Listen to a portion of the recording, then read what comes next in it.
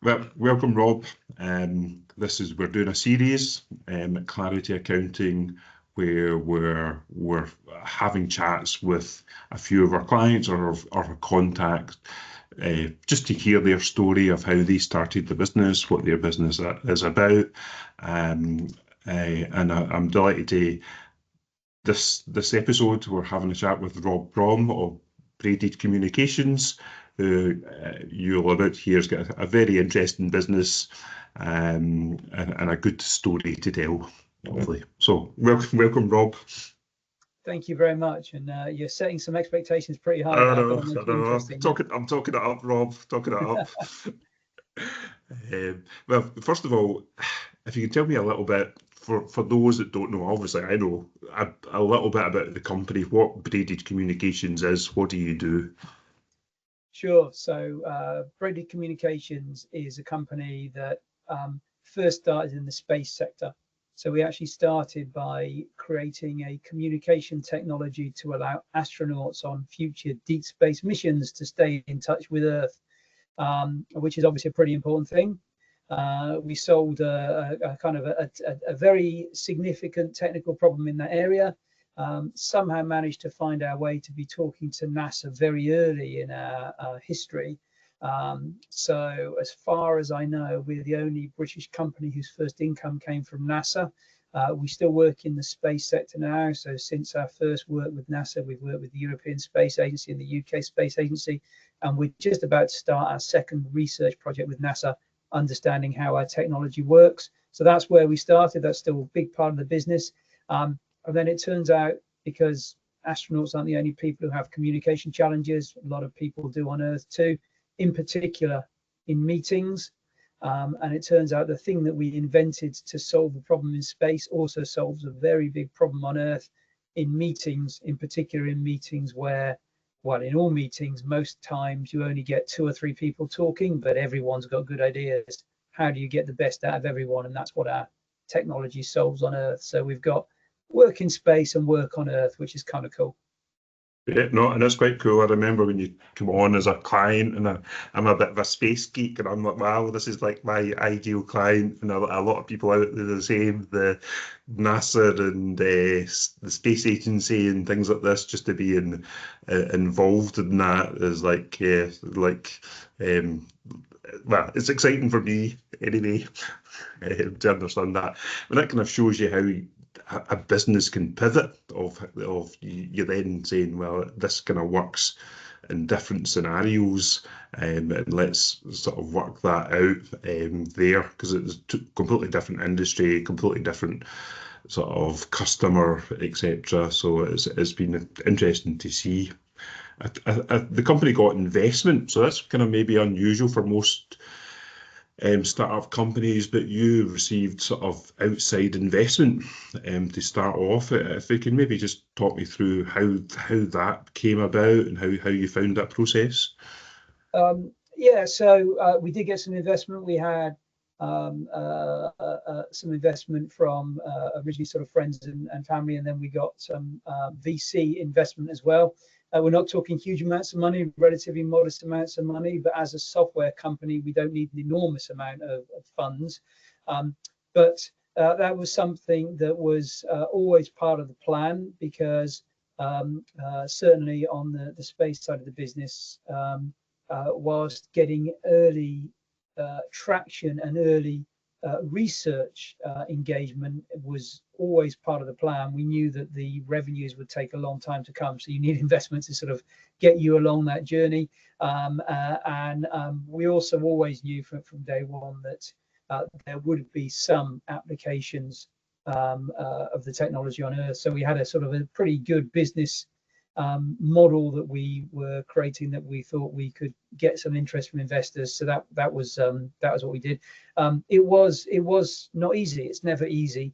We did find a fantastic VC to work with us, and I've personally been involved in some previously invested companies, and I've seen kind of some of the good and the bad of investors, and I've also seen some founders who thought they had an investable company, but when you sort of scratch under the surface very quickly, they found that you don't, for a whole number of reasons. So it's not easy, and you shouldn't just do it because that feels like the only thing to do. You know, there are other routes forward. But for us, we thought it through up front. We knew it made sense. It did make sense, and we were able to do it.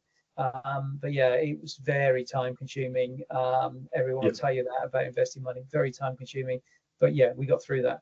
Yeah, and you're right. We see that as well. So people are starting a company, they need investment, startup capital of some sort, whether that's debt or equity. And again, there are a lot of people like, oh, I would love to get an investor, but where are they? Where do you find them? And that's just sort of scratching the surface. But as you say, there's a huge due diligence process with the investor quite rightly wants to go through that process and there. So we've kind of always found very time consuming. You end up asking or answering lots and lots of questions over and over again. But at the end of it, hopefully you've got the money. And I think because you're then giving away ownership in the company for the investment, so it's weighing up how much shares you've got left in the company versus how much of the investors got, what's their exit plans, etc. Are you then reporting to the investors? So a whole lot of different pressures with the company. So yes, there are, and that's why it's so important to make sure that you find the right investor where all those things line up properly. You know, and I have seen some cases where people have, I suppose, for want of a better word, being desperate for investment, and they've taken the wrong investment. They're working with the wrong investor. They're out. Their objectives are not aligned, and that rarely works out well.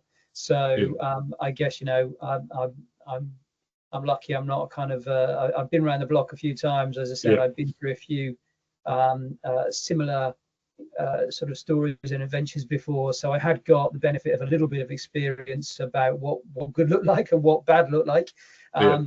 So yeah, you've got to go into that with your eyes open. If you don't know what you're doing when you're getting investment, you do need to talk to someone who does and get some advice, because you can very easily wind up in a very challenging situation. Yeah. And from an accounting tax point of view, from the investor, they get tax relief on their investment, and so that makes it a bit more sort of attractive for them. And there's different schemes of investment they can get, either for new start companies up to 50% tax relief. So if somebody's investing £50,000 are getting £25,000 tax credit, etc. Then they can get sort of losses back if it fits for the scheme. And of course, that not everyone's eligible for that. So certainly the VC partner that we work with is not. You know, you're talking there about SEIS and EIS, which is generally something that works for individual investors. And there are some funds, but not for all. And certainly, you know, our venture capital partner doesn't get any of those benefits, and that was all part of the thinking when you get to the numbers, because they're not getting that tax break. Yeah, definitely. So just going back to the sort of the services you provide. So effectively, your company, the business model, you have developed a product. You needed investment to develop that product before you were revenue generating, effectively. So you've now got a product. One is specifically for space. And people sort of naturally gravitate towards that because that's everybody wants to hear about astronauts and deep space and things like this. But your commercial Earth kind of project is, I can get it, but if you maybe want to kind of talk me through, because I can understand, especially COVID, lots of online meetings, etc. And even without that, you might have 10 people in the meeting and people dominate the meeting. Well, I say I've been in meetings, people dominate the meeting, and probably the brightest person quite often sitting quietly, not saying anything. You're exactly right with that, Donald. And so you're exactly right with everything there, in fact. So yeah, the space bit and the astronaut bit does get people interested. So we have one product that's been designed for use in space, and you know, I genuinely do get to talk to flight surgeons, astronauts, people like that. And then the same technology has been used to create a similar product for use on Earth. So that the space link has been super exciting for getting people to talk to us. But at the end of the day, if this is something that's going to fly, then it's got to be a product that adds value. And you've summarized it really quite nicely. So if you think about any meeting you've been in, typically in most meetings, 2 or 3 people do almost all the talking. And what I like to say is that's not because they're the ones with all the good ideas. They're the only ones who feel comfortable in that environment, who thrive in that environment. And that means that most people don't thrive. So in most meetings, all of the, or not all of the good ideas, the majority of the good ideas walk into the meeting in someone's head and they walk out still in someone's head, and they haven't been shared into the meeting. There aren't many ways of getting a meeting to be more effective, more efficient, and more inclusive, because we've only really got the one tool for meetings, whether it's round the table or virtual. It's the same thing. It's a bunch of people behaving in the way that we always have done in meetings. So if you want to find a different way to get more out of people, you need different solutions. So what we have with braiding is a technology that allows everyone to contribute at the same time. Everything about braiding, this sounds unusual, but it's really effective. Everything is written, so there's no audio and there's no video in a braided meeting. Everybody has the chance to contribute on their own topics without being interrupted by the people, thinking deeply and contributing effectively. It's very visual, and I can't do a video here, so but essentially with there's videos on our website that people can see at braided.space if they want to have a look at it. But essentially in a braided meeting, the difference is instead of one person talking and some other people responding and most people just listening and keeping quiet, everybody contributes and everyone contributes continuously. And because of the way it's created, because of you've got that multiple continuous contribution, you end up with this extraordinarily efficient meeting and this extraordinary magnetic input, if you like. So all the good ideas come into it, and there's much more engagement around the ideas. So when we've done the research, turns out a braided meeting is 8 times more efficient than the same meeting in traditional format. So massive efficiency benefit. Yeah, oh, no, completely. And I've lost count of how many meetings I've been in, and I'm thinking that was just not maybe a waste of time, but that was just so inefficient. Sometimes you put a meeting in for an hour and it kind of tends to last an hour just because that's there, that might be only 40 minutes worth, or quite often it will last longer than an hour. People will keep going on and go, can we have 5 more minutes? It's like, well, no, I've got something else to do. So yeah, all of those challenges don't happen in braided meetings. What I sometimes like to say, it kind of nudges good meeting behavior in everybody. And I suppose does it equalize sort of seniority there? Does the people who dominate the meetings, the kind of if everything's written, then that kind of levels the playing field for people there as well, I think. Yeah, so I think the bit that levels the playing field is the fact that everyone's got an equal time and space to contribute. The written part actually allows people to think more deeply. There's lots of data that shows that actually if you're just sort of responding very quickly in audio, as we are now, it can be just kind of an immediate knee-jerk reaction rather than a well thought through and well structured comment. So the writing helps to do that, but the fact that everyone has the same time in the space means that everyone does contribute. And you're right, seniority is one reason why people might not contribute. Some people are simply more introverted than others. Someone might be having, English might be a second language for some people, so they've got to do lots of extra work translating in the head. Lots of these reasons that limit. Yeah. So is it live out there? Is customers using it? Absolutely, it's live out there. Customers are using it. We've got a number of sort of smaller tech companies. We've got one very large company that I can't name on this podcast, but a very significant global player, which is really exciting. Getting a company like that using it, if you can imagine the amount of time, effort, and work it took to get through their technical checklist, etc. So that's given us great confidence that going forward we'll find other big companies to use it. But yeah, it's out there, it's live. Braided meetings. People can go to braided.space and sign up for a free trial or book a demo. and they could be using it this afternoon for better, more efficient and more inclusive meetings. It sounds so obvious because people have so many meetings. I mean, this is my fourth meeting today, I think, and it's like Monday, 3 o'clock, and I've got another meeting after this. So, and you're like, you spend so much time in meetings, and probably most of them are inefficient. You would cut efficiencies of everything else you do, but meetings are moved forward, I think, in COVID, where Zoom meetings, team meetings, but I still think they're in the dark ages a little bit. They're still a little bit inefficient. And I know you get like AI note takers and things like this. Yeah, no, they're great. They've made a big difference to many people, absolutely. But yeah, you're right. The fundamental meeting hasn't changed for decades. It's a group of people talking, and the number of times I've been in meetings when there hasn't been an agenda, or something like, what am I doing here, and all this kind of stuff. So yeah, if you have all that clarity, then it's so much better.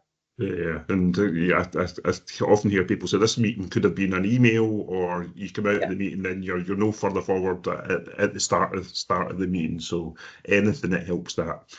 I've obviously got to ask about the space bit of how that works in space, even though that's the exciting bit for me. So that's which was the original. So I'll explain. So the problem we solve is a problem of communication delay when human beings go back to the moon, as they will in a few years, and potentially after that further field. People are so far from Earth that there's a time delay on all communication. The reason for that is the communication traveled as radio waves, and the distances are so big that the radio waves, which can travel around the Earth 7 times in a second, take a long time to reach the destination. And human beings have evolved in an environment where there is no time delay. So you can't train a human being to not want time, to not want real-time communication. We live in a world of instant communication just now. Well, not just now, but when we evolved, even though we couldn't communicate far, the people we were communicating with sat next to us or working in the field with us, wherever it was, they were right there. So communication was always instant. That's what our brains expect. So if you can't solve that problem, you've got a real issue when crews start to go far from Earth. And you can't change the delay because it's actually caused by a basic law of physics. So no one can ever change it with physics or engineering. We changed it by understanding at a fairly deep level the psychology of the way human beings communicate, and essentially finding a way to disguise that latency. And again, this is very visual, so I'm not going to try and explain it too far. But essentially, if you were on Mars now and I'm on Earth, we could be communicating. You might be so far away that everything I say might take 5 minutes or 7 minutes or whatever it might be to reach you, and vice versa. But we could still communicate in a way that would feel like a natural synchronous dialogue because of the way the messages are structured. There's a bit of a clue in the name, Braided Communications. It's multiple threads of communication intertwined in order to deliver this disguise of latency. But that's what we've done. As I said, when we first managed to start talking to some of the folk in the space sector and said, we've solved this problem, most people initially said, no, don't be silly, you can't solve that, the laws of physics won't let you. But when they looked at our mock-up, they were like, that's clever, that just might work. So that's what we've got. So if anyone wants to read more about it, go to the website, look at the resources section, and they can read the articles. Yeah, no, I would definitely recommend that. And I think it's one of these things where it's hugely important, because if you then deep space, it's a long way away. The isolation of the psychological effects of the kind of the people potentially going, as well as the physiology and I think is equally as important for that communication to work. Exactly right. Yeah, and that's what we solve. That's what we allow the astronauts to feel more connected to people on Earth. Yeah, no, definitely, and that's the nice bit where if you see somebody in Mars, and hopefully 10 years time, they'll be speaking through maybe 10 years is a little bit communications. ambitious. I think it might be a little bit further away than 10 years. I keep kind of saying that it'll be the next 10 years, it'll be the next 10 years, and that 10 years is stayed, I think, of it's kind of stuck a little bit. But I think somebody will go to the moon again, probably. Yes, I think that's much more likely. Yeah. Yeah, so even then, it would still work then. But obviously, you're still running a small business, and I've got the utmost, being an accountant. I work with lots of small businesses. I've always got the utmost respect of somebody running a business. It's challenging. If it was easy to do, then everybody would do it. So what do you find sort of the biggest challenges in running a small business? Um, so I'd say the biggest challenges in running a small business is getting more customers. That's always the Yeah, biggest challenge. yeah, bums and seats, So bums and you can have the best well, product in in our the case, world it's people if using you don't software, have right? Exactly. it. So very fortunate. I mean, I've run businesses before. I had my first business a long time ago, 20 odd years ago. One of the great things about trying to find new customers for what we do on Earth is when people do find out that we genuinely work with the European Space Agency and NASA, they get super keen to find out more. So that part of the process is much easier for us than it has been in other businesses I've worked in.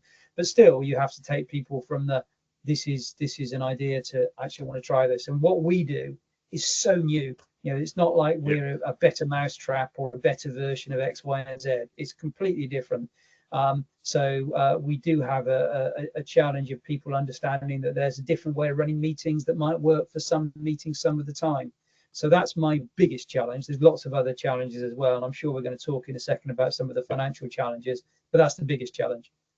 Yeah. Oh, and so in different businesses it'll be different but you're selling something new and you need to, again, you hook them in, but it's still a process for somebody has to be thinking differently and be brave enough to then say, actually, we're going to try this. It's completely different. It's so easy just to default to the norm. So I think that's a big challenge to get.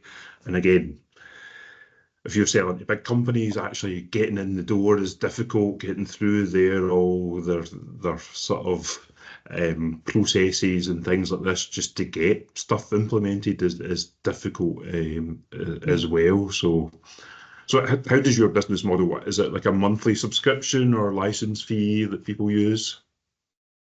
Yeah, it's absolutely right. So what we've got is people can sign up for a Braided Meetings license. Once they've got that, they can have Braided Meetings with as many people as they want, as often as they want. So you only need to have the license for yourself, and then you can have Braided Meetings with anybody. And of course, what we're trying to do is to get as many people as possible to sign up for those licenses. And for us, the trick is to maximize that number of users over time. Yeah, it's the snowball that once people Yes. start using it, then they'll say Yes. to somebody else, I've been using this, etc. That's how. Yeah, that's one of the potential benefits, because people have meetings with other people, right? So if I were to persuade you to use braiding for one of your meetings with another one of your clients, they might go, "This is a bit weird, Donald. What's this?" You go, "Oh, it's just a new tool I'm trying." And then after a while, they go, "That was really efficient. That was really Then good. they Can we might use use it. that in our business?" Yeah. That we hope is what will happen. Yeah, so that's your slow burn to start with. Yeah. Yes. But then if that then gets Yes. momentum, etc. I mean, I remember we're on Teams just now, and before COVID, I'd done Zoom meetings, but rare in between. Now everybody uses Teams or Google Meet or Yes. something like this, and they all have to go through the same journey effectively. So again, it's something so different that it's building that up where you might win a big customer and that spreads out to lots of people. So that could happen a bit quicker. Being an accountant, always kind of have to talk about the finances to some degree. The every business has got something in common. They all need to do accounts and all need to do their figures, no matter what they do. So you use Zero accounting system and things like this, and it'd be interesting to see from your side or how the accounts work from your side. Again, dealing with ourselves, clarity as well. Yeah. Sure. So, I mean, the good news is that bit just works. You know, it still has to happen, right? And Yeah, and it's one of the kind of, I suppose, the necessary evils, making sure that everything is tracked, invoices, receipts, payments, etc. The way you've got it set up for us makes that relatively painless. I wouldn't say completely painless. yeah, never It'll is, never be never is. completely painless, but relatively painless. Yeah, I do know that I'm lucky having run a business where I've understood things about bookkeeping, accounting, VAT returns, etc. So none of it's a mystery to me. But yeah, the way it works is really quite effective. I think some of the other parts that have been great. So I don't think we would have. Well, I know we wouldn't have done, but you were the first person to say that we should be capitalizing the investment we've made in the software, Yeah, and some things like that. We don't have a CFO, we don't have a finance person. The finance person is a little bit of me, and you, yeah, and so we rely a lot on the guidance from you as well as the mechanics. It's the guidance for suggesting alternative ways of looking at the finances. So some of the things that we're doing now would never have occurred to me, but obviously when you suggested them and explained them very clearly, made sense to me. So yeah, yeah, I think yeah. I can't think it would run better in a small company than it does at the moment, to be honest.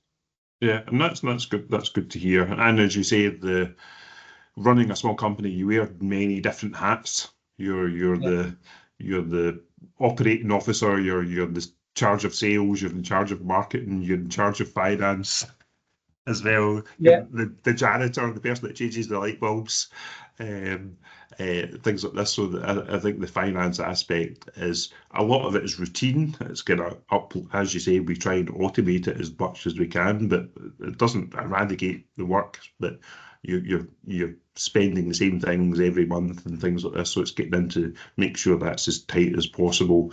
And we kind of believe getting those kind of things into the routine helps you if other stuff does come up, a bit more consultancy. So our job is a bit of both to make mm, sure the normal day-to-day things are happening, and that then frees up time to then go over the, as you say, like you're kind of quite specific, like software cost, development costs, things like this. There you have more time to do that. yeah.